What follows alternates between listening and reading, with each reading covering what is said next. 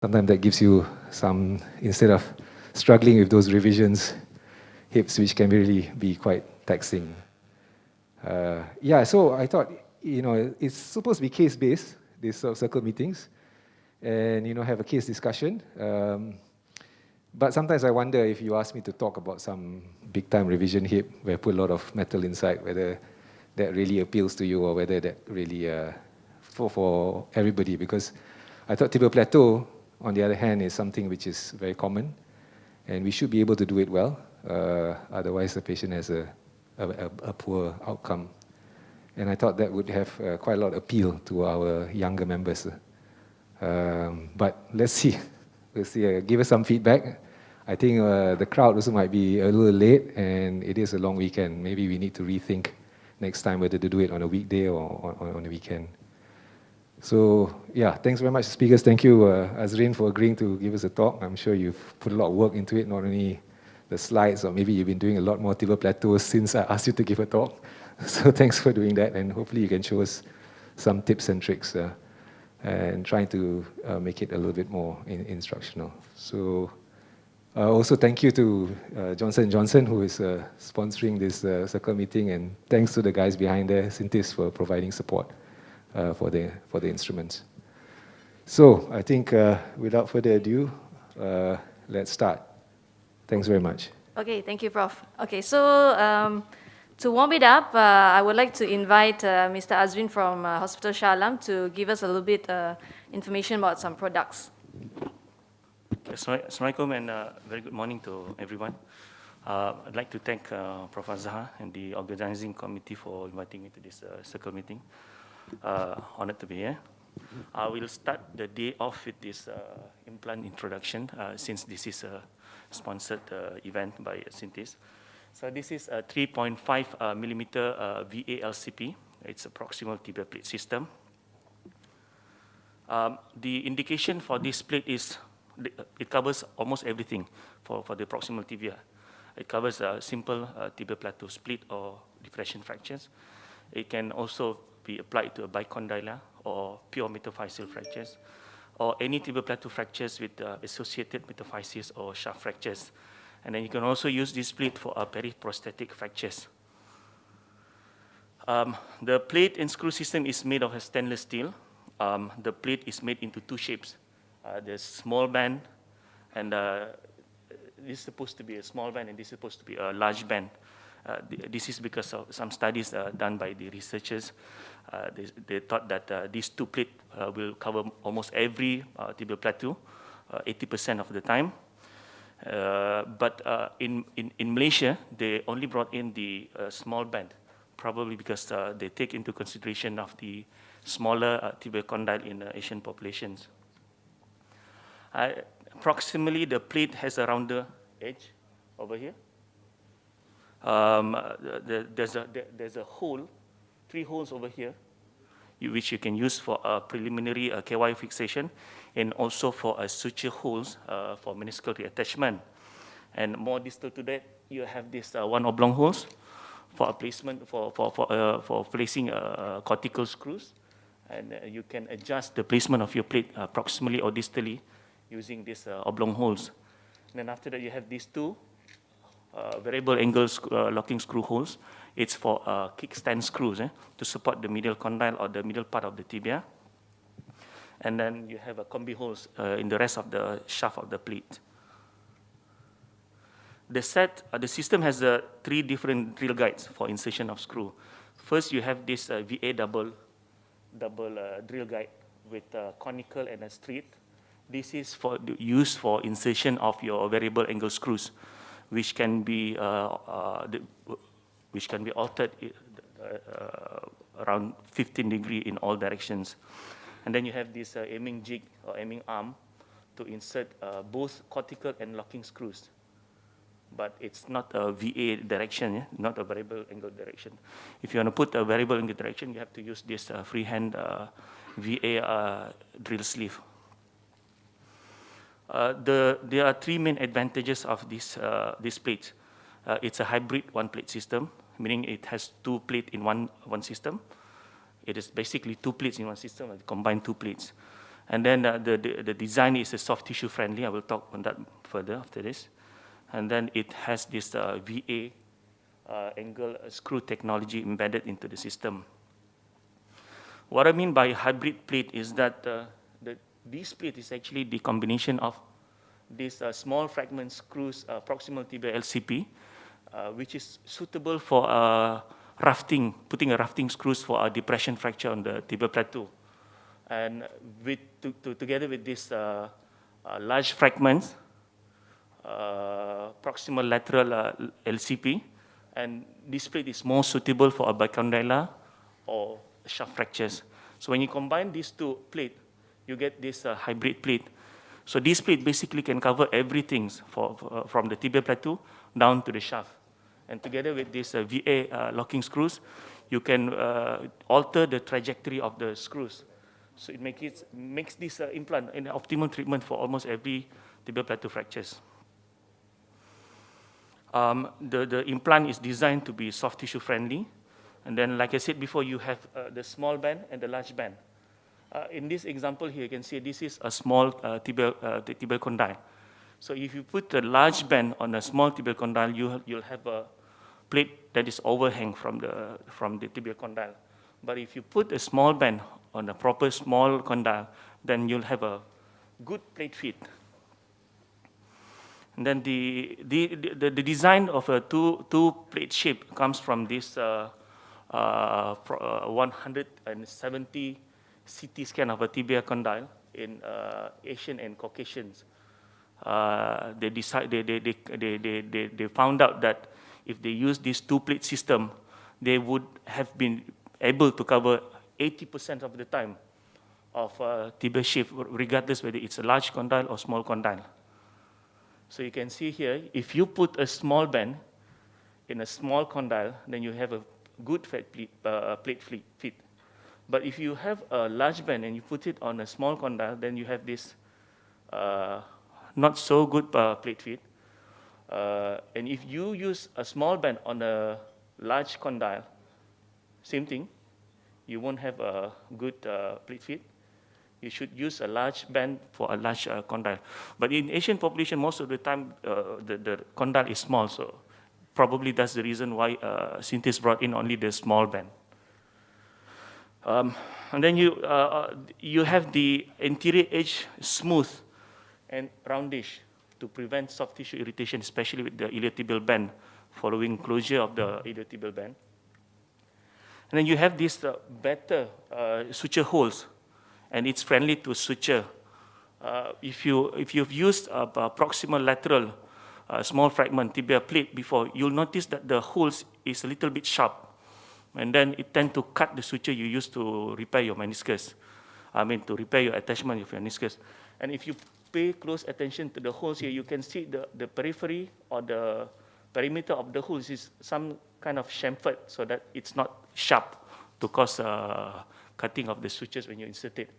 And then the holes is cut in such a way so that it's easy for you to pass even a large needle while the plate is already on the bone itself.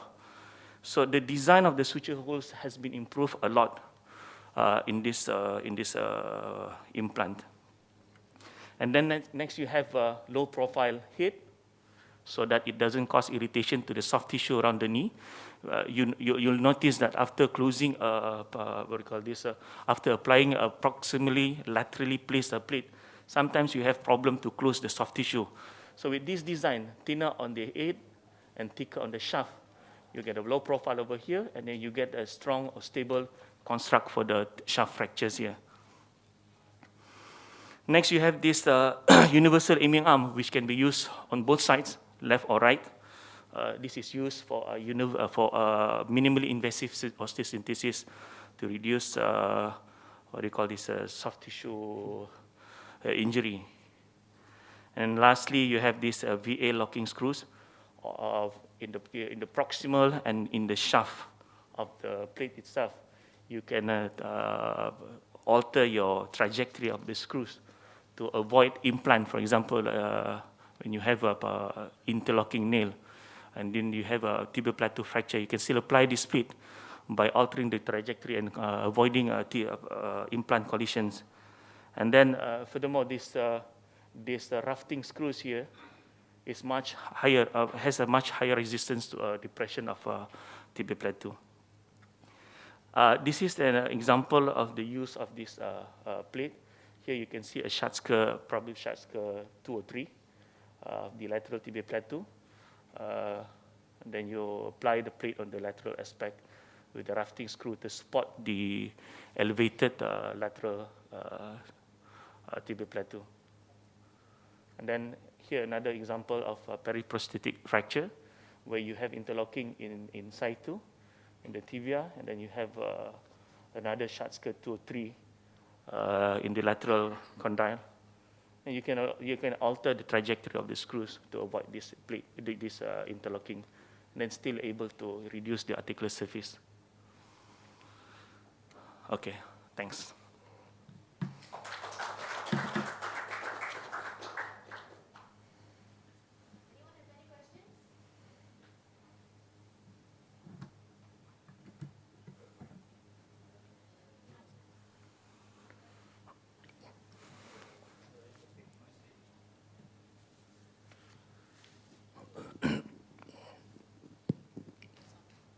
So you showed the older plate, which looks like a hockey stick, right? That's the larger screws, right? The design is almost similar, Prof. What do you call this?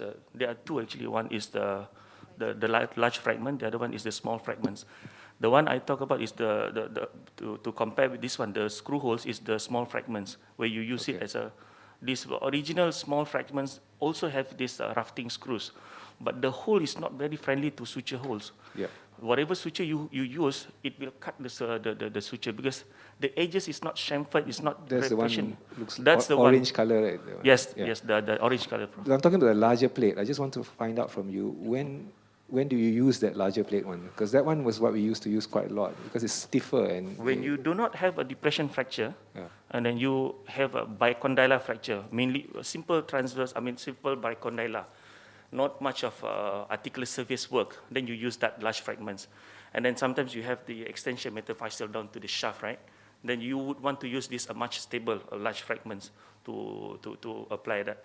But when you're working with articular surface, you use these small fragments. But the problem with these small fragments is not long enough to cover the shaft fractures. That's the reason why they designed this plate so that it covers both the shaft and also the periarticular. So the small fragments usually they use for the periarticular, and then the large fragment they use it involves the bicondylar metaphysis with extension into the shaft.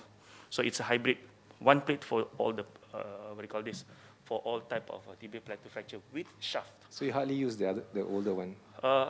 Sometimes I use that when I use the two-plate system. Okay. By plating, then I use it, and purely just for articular surface work, not so much of extension to the shaft. Then, if the plate is long enough to cover, then we use that, just the normal one.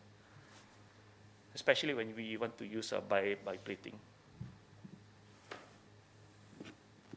Yeah, I don't know anybody got with periprosthetic fractures with knee replacements inside. Of course, the femur is much more common than the tibia.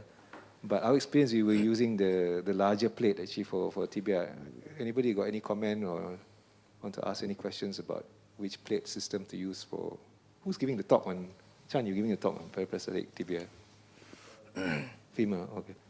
I know Cairo. Yeah, I just want to know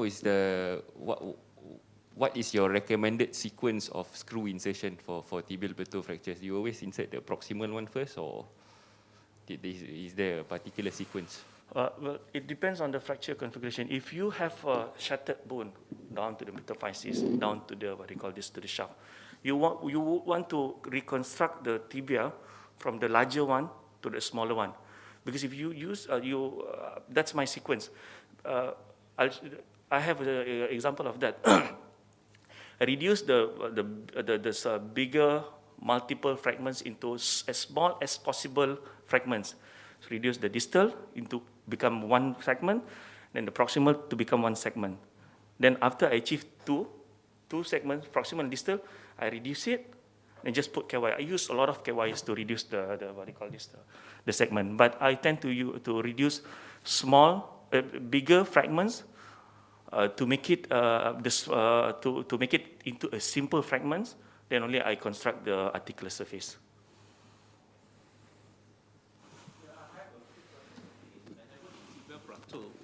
Fracture is a depression type. Sometimes we actually want to elevate the surface, either indirect or direct, under visualization of the meniscus. Sure. After you elevate, sometimes it's so difficult to maintain the reduction. We tend to actually last time I used to use a bone block, just use a bone block, but which actually scientists now actually seldom want to bring in the bone block. They only have a granule. No, don't use granules. Yes, Never use correct. granules. That's why the granule itself doesn't have a structural support. So in this kind of plate itself, I'm wondering, let's say that you put some care wire to hold the subarticular surface, and then if you don't have a bone graft there, or let's say you have a bone graft, a bone block, will you actually put the screw, the lifting screw, below it, then or through it? Or actually is because the lifting screw is very close to the articular surface. Your plate itself, actually, you just want to get to the rim of the articular surface. And then if you put a bone block there, how your screw going? Or below it or just through it? Because if you through it, definitely the bone block will just shuttered. No, the first step is to reduce the articular surface. Then after you reduce the articular surface, you put a rafting K-wires first, just underneath it. This will hold the articular surface in place. And then you have to make sure there's enough bone block underneath that. I try to avoid using this these granules, because it's very problematic. You get a good reduction intraoperatively, but the moment patient came back to the ward, then they put some pressure on it, it will just collapse because there's no block there. It's not a structural support. It's just a filler. So to answer your question, I reduce articular surface, I put multiple KYs, I put the plate, and then when I drill, I don't drill so fast. I drill slowly, like wood packing, so that I don't displace or break the what do you call this, bone block. Then you should be okay if you do that. And to answer actually is what Prof. Azrin just mentioned. Because last time we don't have this kind of lifting screw, options. We mainly is a big one, which actually is like the hockey stick, or actually it's quite a Proxima tibia locking plate, which actually the screw may be over the Proxima only. If I'm not mistaken, about 3 or 4 only. Actually, you have the option. There's only 2. 2 or something like that go with there. So I always found that if actually you put 2 screws there with a depression fracture, initially when you put the care wire there, it seems very good. Actually, your reduction articular surface is very good. But sometimes the itchy hand just feel like, I don't want the care wire to be there. Just pull out the care wire. And then you just leave the 2 screws. And during the follow-up, even those I don't let the patient's weight bear, or only just do a range of movement, I found that during follow-up itself, I can see the depression come back.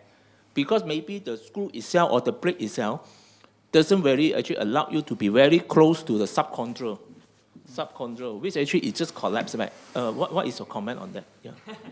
You see, the hockey stick, the screw is 4.5, large fragments. But these small fragments, lateral, it's not like hockey stick. It's almost similar like this. I'll show you later in my next talk. Similar, like an L-shaped plate, all the proximal screw, even in the older plate, it's a rafting screw basically. It's just that it's not a variable angle screw. So you use this plate if you address articular surface, but don't use this plate if don't use the large fragment when you're addressing tibia plateau. If you use the hockey stick, the hockey stick large fragment plate, proximal lateral plate, not suitable for articular surface work. It's more towards the bicondylar fracture, not much of a articular surface depression, fracture and all. If it's just a simple medial condyle, lateral condyle, then it's suitable if you want to use this large hockey stick, large fragment. But articular surface, always use the plate with either you use this one or you use the older one with the holes for rafting screw. Yeah, does that answer the question? Anyone got any further questions? I also want, maybe you cover it in your talk, but sometimes when you put the plate, after you notice the lateral plateau, it kind of tilts. Yeah. I don't know how maybe you can address that in another talk, how you prevent that from happening. The articular surface looks reduced in terms of that, but then that fragment sort of tilts like that. Yeah, the thing is, when a tibia plateau collapse like this, it doesn't collapse just split and like this, compresses, the metaphysis is compressed. So imagine this is the lateral border. This is the tibia plateau. When impact comes, it will come like this, right? So when you try to, when you don't elevate this one, then you end up trying to, just getting the articular surface, sort of like get the congruity on the articular surface. But the shape of the condyle itself is not written. So what I do usually, if it's compressed like this, put osteotome, knock it probably 1 centimeter or 1.5 centimeter, jack it up. Then you'll see an empty space there. This is the place where you want to put this bone block to maintain that reduction. So failure to address this compression or going up like this will cause that, abnormal. So most of the time when we reduce this tibia plateau fracture, it's eyeballing. So when we know the anatomy, the basic anatomy of the tibia plateau, the shape, so it's most of the time eyeballing. So reduce it, eyeball with the image intensifier, and then you visualize through the window, submeniscal window. I noticed that actually sometimes the tibia plateau reduction itself, the tibia plateau width, the width itself, sometimes actually is they put a plate there, the width itself actually is widened. Sorry? Or is widened. They mean that even they do the articular surface itself, they put a plate, that eventually you draw the tibia plateau, proximal tibia plateau, the width, okay?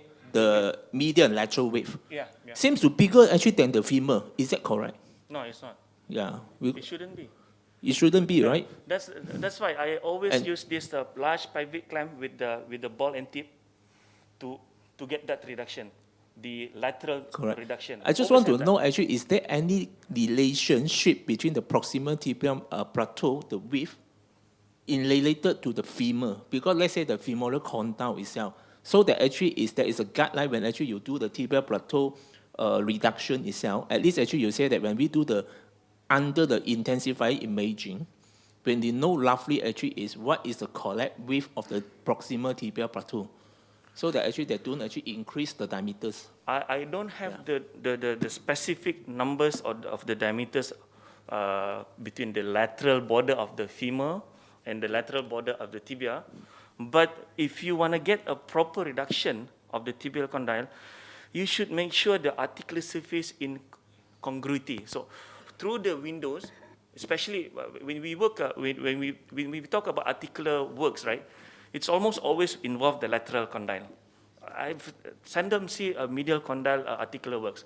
So you open up a window on the anterolateral or lateral submeniscus, you visualize the articular surface, and then you clamp it using this large pelvic ball and tip clamp. I mean, by that maneuver, you should be able to get the normal anatomy of the proximal tibia, most of the time. Okay.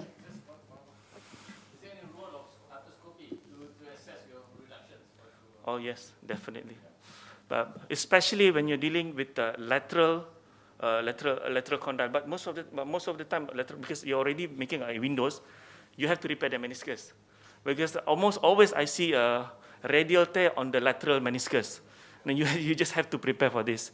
So a scope could actually help, especially if you're doing a pre-planned surgery, not a semi-emergency or emergency surgery, because you want to wait for the soft tissue to settle down. Then maybe you have some time to do a scope. Then you would want to assess the structure inside. Maybe you want to have a direct look into the tibia plateau and even the meniscus, to prepare what equipment, instrument you want to use later on. There is a role.